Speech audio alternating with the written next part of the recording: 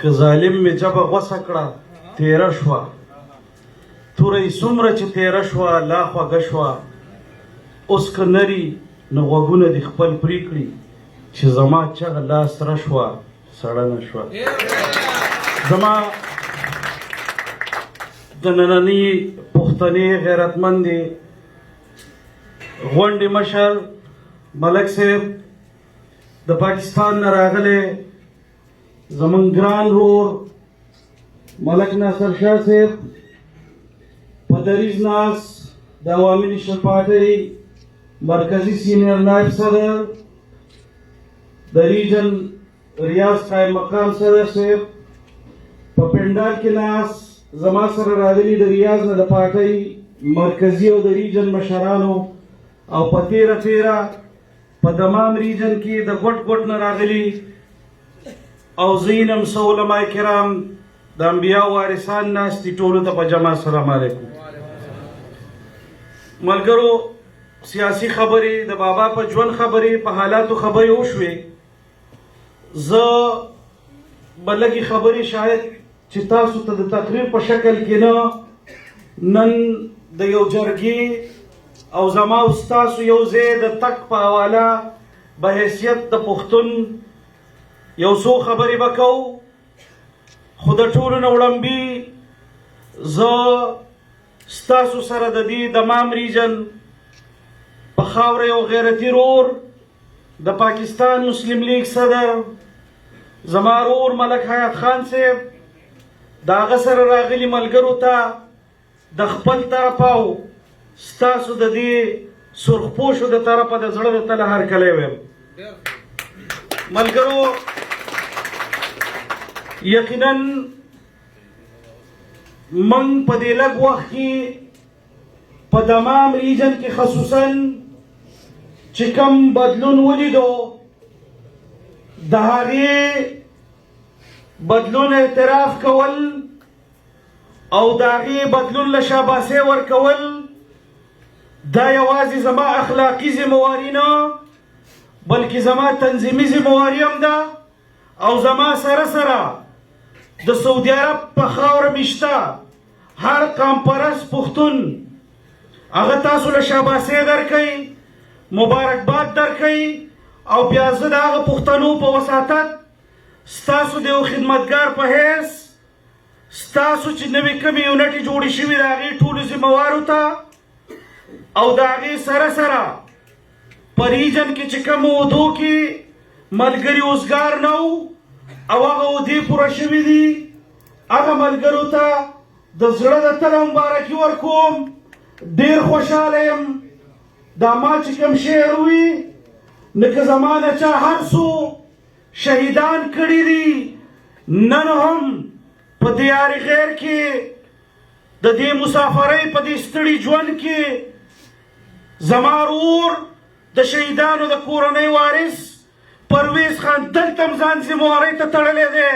او دا هغه ظالمانو ته پیغام دی چې که ستا هر څومره زوري ته یې وکړه، څنګه چې به بشیر خان وي چې د دې ظالمانو جیکټې به ختم شي، د دې قام پرستو په خاوره مینو خلکو سینې به ختم نه شي. نو نن که هر څه هم هغه ظالمان د میږي سوړه په 1000 روپۍ نه نومي، خو زما او ستا په منځ کې د هغو وارثان لکه د منظرو په اوچت سر ناست دي، نو زه ټولو له مبارکي ورکوم. ملګرو، خبرې به کوو د باباګانو برسیانې دي. ما ته احساس دی چې نن ډېره ستړې ورځ وه، تاسو کارونه کړي دي، بیا یو خامخا د ډېرو لرو ځایونو نه سفر یې کړي، زموږ خواله راغلي یئ او موږ هم په دې نیت ستاسو خواله راغلي یو چې ستاسو سره څه خبرې شریکې کړو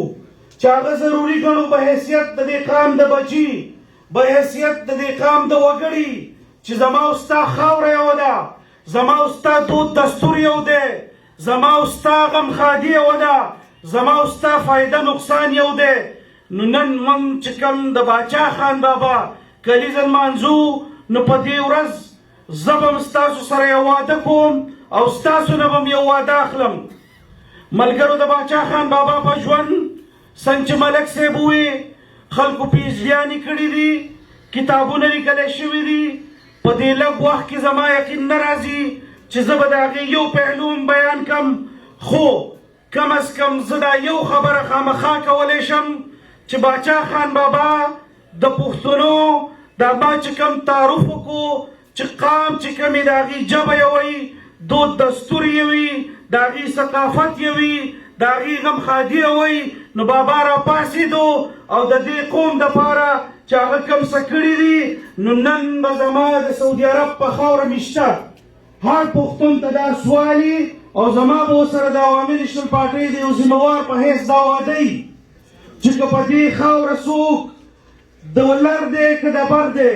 که څوک د وزیرستان دی که څوک د سوات دی، که څوک د بونیر دی که څوک د باجوړ دی، که څوک د ممندو دی که څوک د پېښور دی، که څوک د لکي مروت دی او که څوک د بنو دی، نو هغه زما پښتون رور دی او د سعودي عرب په خاوره چې زما د هر پښتون رور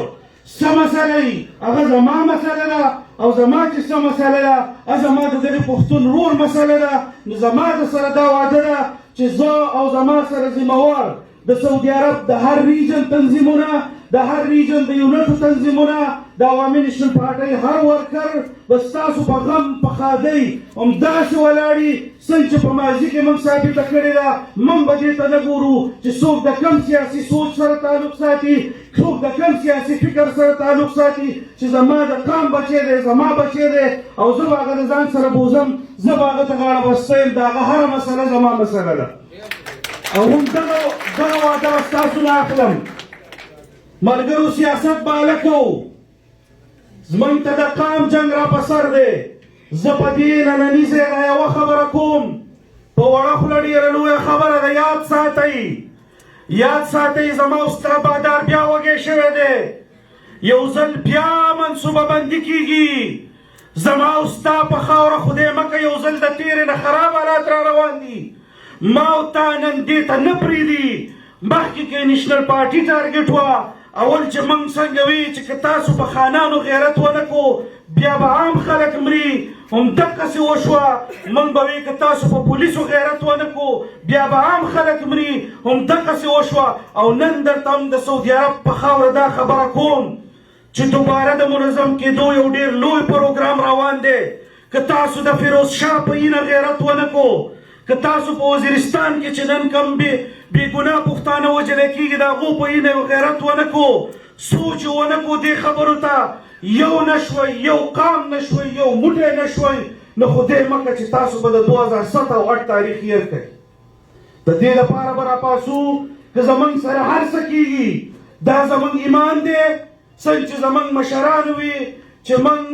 د ګور شپه نه په کور کېږي، نو همدقسې موږ سر ورکوو، سنګر نه ورکوو. دغه خلکو ته د سعودي عرب د خاورې نه دا پیغام ورکوو چې نن هم پښتانه ستاسو په سازشونو پوه دي او زه او زما ملګري راپاڅېدلي یو او د دغه خلکو د سازشونو خلاف خپلو پښتنو وروڼو ته کور په کور، دیره په دیره، جرګه په جرګه ګرځو او خبره وي چې د دغې خلکو سره بیا مرسته ونه کوي.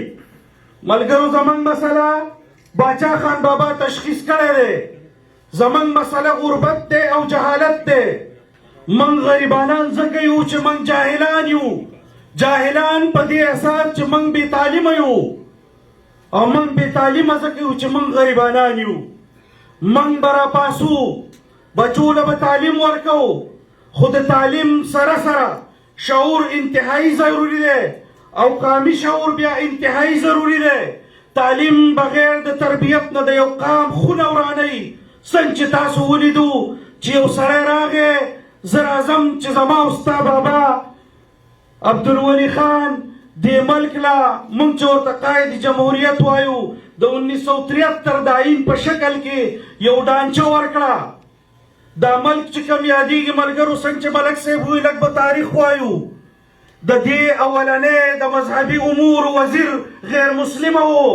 اوس که دا خبرې موږ کوو بیا موږ ته خلک کافر وایي، موږ ته خلک جنټان وایي. نو که موږ ته د دې خپل قام په خدمت کولو څوک چې جنټان وایي، زه پرونه مې جنټ وم، نن مې جنټ یم، سبا به مې جنټ یم. که څوک راته غدار وایي، زه پرونه هم غدار وم. که د دې خاورې د بچي حق غوښتل غداري، زه نن هم غدار یم او زما ملګري موږ به سبا هم غداران یو. ملګرو اوس د هغه آیین سره چې کومه لبه وشوه د هغه آیین سره دا لبه وشوه چې ما او تا ته یو ډېر عجیبه شین باغ وښو په شنو باغونو کې دا وی چې بایي دا یو سړی هم غلو دا بل هم غلو باریان یې اخیستې او وی چې داسې یو نوې تبدیلي به راځي چې دا ملک به بیا په بله باندې اوړي او زما بعضې ملګرو پکې دلته ځان له شماغونه هم واخیستو وې زه به په سوات کې کفیل یم زه په هغې خبره نه کوم د هغه خلکو نوم اخیستل زه د خپل ځان او د دې بختورې غونډې توهین ګڼم خو تاسو ته دا یوه خبره او ستاسو په وساتت هغه خلکو ته کوم چې موږ په دې یوه خبره پوه یو چې تاسو کومه لوه وکړه زموږ ساده پښتانه او بیا تاسو چې د شپږو بجو نه پس د الیکشن په پیټو کې کومه لبه کړې موږ د هغې نه هم خبر یو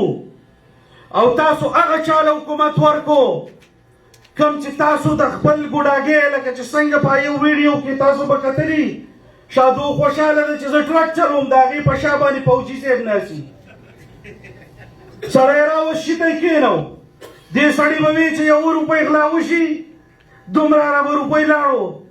چې یو روپۍ شی ګران شي دومره عربه کرپشن وشو اوس خو د ګرانۍ خبره ستاسو د مخې ده خو ملګرو ملک یې بېعزته کو دلته راځي وایي زما په ملک کې غلو بیا وایي ملیشیا ته نظم بیا چالته لاړو وایي ما غلطي کړې ده کشمیر خو د خیره لاړو کشمیر خو د خیره لاړ قسم په خدای چې یو خبرې سړي ته رایادېږي په حیثیت د دې قام د وګړي د دې قام د بچي په دې خاوره موږ دا خاوره خپله مور ګڼو موږ دا خاوره خولې ته په وړوکوالې اچولې څومره چې د خپلې مور سره د ایمان د حده پورې مینه ده دومره زموږ د دې خاورې سره مینه ده په دې خاوره چې کوم حرکتونه وکړو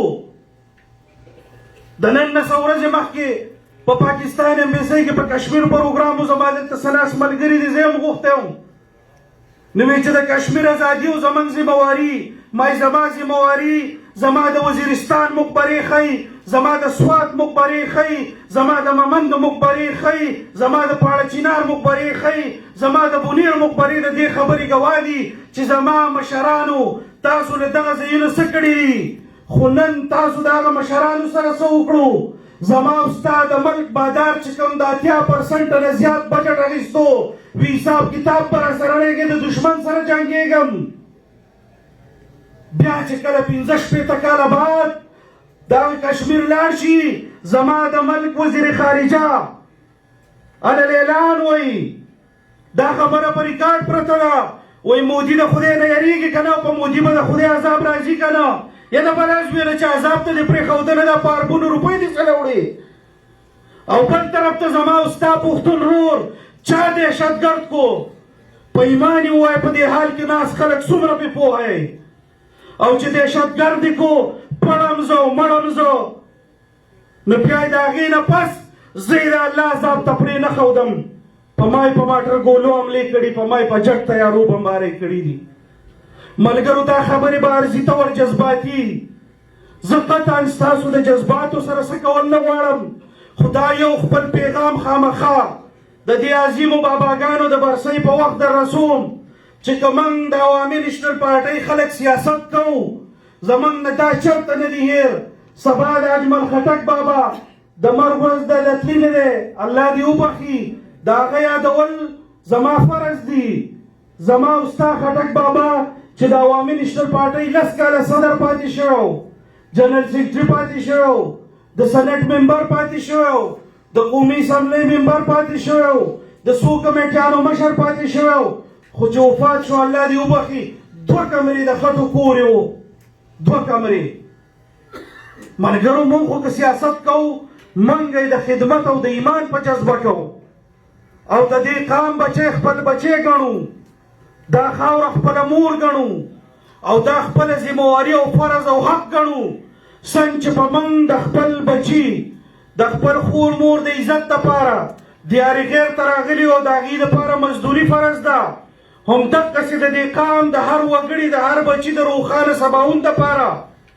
کوشش او ستونزې کول دا هم خپل فرض ګڼو او یوازې دا زما فرض نه دي دا ستاسو هم د ټولو فرض دي